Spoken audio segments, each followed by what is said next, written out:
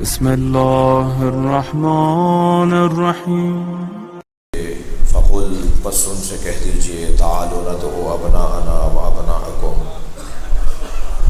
لے آتے ہیں ہم اپنے بیٹوں کو، تم اپنے بیٹوں کو، لے آئیں ہم اپنے بیٹوں کو اور تم لے آؤ اپنے بیٹوں کو، ونساءنا ونساءکم، اور ہم لے آتے ہیں اپنی بیٹیوں کو اور تم لے آؤ اپنی بیٹیوں کو، وانفسنا وانفسکم، اور ہم لے آتے ہیں اپنے جیسوں کو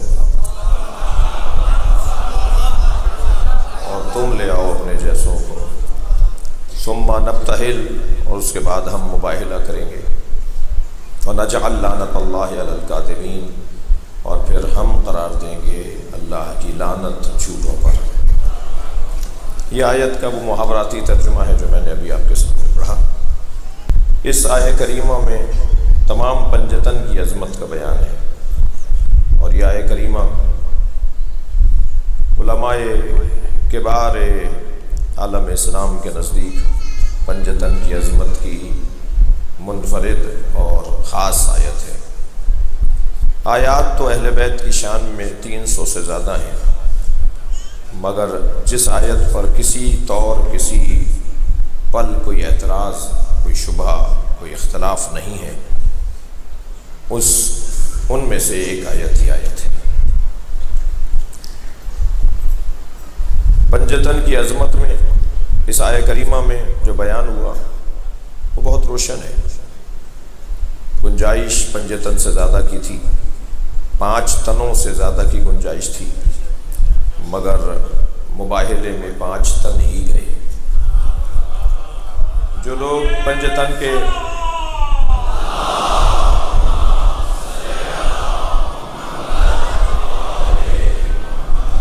پنجتن کے باب میں یہ پاک کا لفظ، پنجتن پاک، اس لفظ پر بھی معترض ہیں، وہ مجھے نہیں پتا کہ انہوں نے قرآن کتنا پڑھا ہے، اس لیے کہ قرآن مجید میں انہی 5 کو اللہ نے پاک کہا ہے، وہ آیہ تطہیر کی صورت میں ہو یا وہ آیہ مباہلہ کی صورت میں ہو۔ ظہور ان کا مختلف ہے اور حقیقت ان کی متحد ہے۔ حقیقت میں یہ سب ایک ہیں اور جلوے ان کے مختلف ہیں، اور جب یہ ظاہر ہوتے ہیں تو پہچاننے میں آتے ہیں، اور جب یہ کامل ہو جاتے ہیں تو جبریل بھی نہیں پہچان پاتا۔ لہذا سرکار نے آ کر کہا، اس آیہ کا بڑا گہرا، اس کا شان نزول بیان کرنا ہوں، اس کا شان نزول کیا ہے۔ سرکار نے جب آ کر کہا کہ سیدہ ایتینی بالکساء الیمنی، اے فاطمہ مجھے چادر یمنی لا کے دے دو، انی اجد فی بدنی ضعفا، میں اپنے بدن میں ضعف محسوس کر رہا ہوں۔ تو یہ مباہلے کی دعوت دے کر آئے تھے سرکار کہ کل مباہلہ ہوگا، اور ہم اپنے بیٹوں کو لاتے ہیں، تم اپنے بیٹوں کو لاؤ، ہم اپنی بیٹیوں کو، تم اپنی بیٹیوں کو، ہم اپنے نفسوں کو، تم اپنے نفسوں کو، اور پھر مباہلہ کریں گے اور لعنت کریں گے جھوٹوں پر اللہ کی۔ یہ کہہ کر سرکار گھر میں آئے ہیں اور آ کے کہا کہ مجھے چادر لا کے دے دو، اور کہا میں اپنے بدن میں ضعف محسوس کر رہا ہوں، یہ بدن نبی کا ضعف، اور سیدہ نے چادر لا کے دے دی، اور سرکار نے چادر اوڑھ لی۔ کچھ ہی دیر گزری تھی کہ امام حسن مجتبیٰ آئے، اماں مجھے نانا کی خوشبو آ رہی ہے۔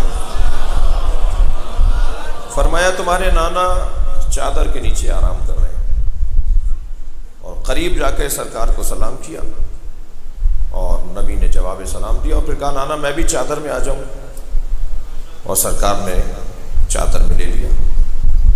سیدہ کو تو معلوم تھا نا کہ آرام کرنے آئے ہیں، اور چادر مانگی ہے ضعف دور کرنے کے لیے۔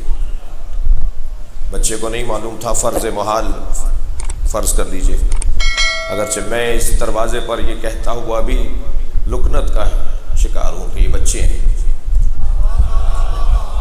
ان کے ہاں یہ بحث ہی نہیں ہے کہ یہ بچے ہیں یا بڑے ہیں، یہ بحث تو مجبور لوگ کرتے ہیں کہ بوڑھوں میں فلاں، جوانوں میں فلاں،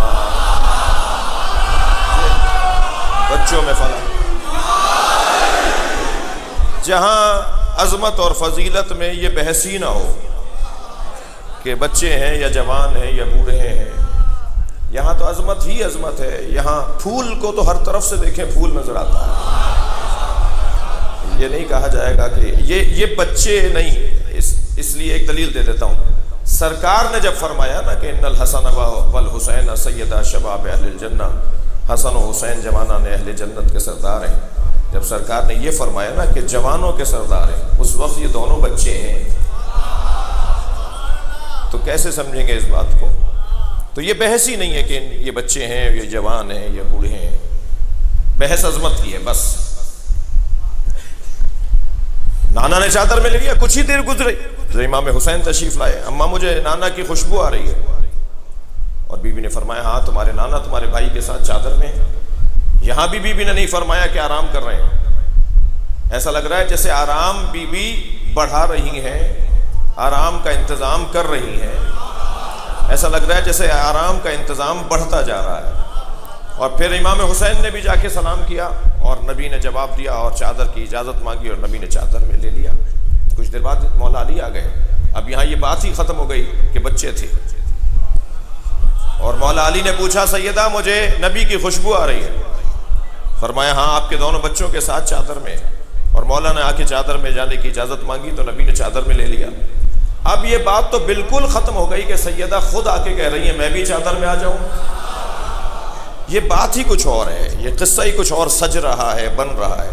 اور آ کے کہا بابا میں چادر میں آ جاؤں، نبی نے چادر میں لے لیا سیدہ کو۔ اب یہ کتنے لوگ ہو گئے؟ یہ 5 لوگ چادر میں جمع ہو گئے، اور جب یہ 5 لوگ جمع ہو گئے تو سیدہ فرماتی ہیں فلم مکتملنا، جب ہم کامل ہو گئے۔ وہ میں نے ایک جملہ کہا کہ ظاہر ہو تو کچھ اور، باطن میں جائیں تو کچھ اور۔ جب یہ کامل ہو گئے تو جبریل نے پوچھا یا رب ومن تحت الکساء، اے اللہ اس چادر میں کون ہے؟ میرا سوال تو جبریل سے ہے کہ تمہیں نہیں پتا چادر میں کون ہے؟ بھئی تم سے زیادہ کون جانتا ہے کہ کون ہے؟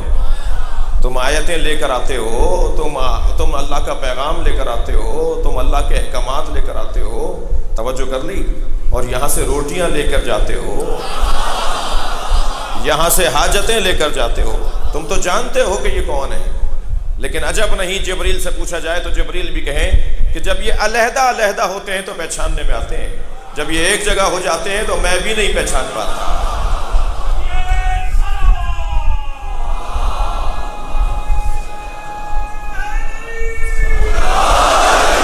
اور پھر اللہ نے جواب دیا ہم فاطمہ۔ ابھی میرا بھائی ایک کلام پڑھ رہا تھا، اس میں ہم فاطمہ، یہ سب فاطمہ ہے، یہ سب فاطمہ ہے۔ جملہ مکمل ہے، جملہ اسمیہ ہے، جملہ خبریہ ہے، یہ سب فاطمہ ہے۔ حقیقت ان کی سب کی فاطمی ہے، اور فاطمہ کا مطلب جس کی معرفت ممکن نہ ہو، فطمت عن معرفتہا، جس کو پہچانا نہ جا سکتا ہو، جس کو جانا نہ جا سکتا ہو۔ اور پھر جب یہ سب جمع ہو گئے تو سرکار نے پھر ان کو جمع کر کے مباہلے کی طرف رخ کیا، اور جب لے کر چلے ہیں تو انداز یہ ہے کہ سرکار نے وہی چادر اپنے سر پہ اوڑھی ہوئی ہے، امام حسین کو گود میں لیا ہوا ہے، امام حسن کی ان کو انگلی پکڑائی ہوئی ہے، جناب زہرا ان کے پیچھے ہیں، مولا علی ان کے پیچھے ہیں، اور مباہلے میں سرکار تشریف لے کر آئے۔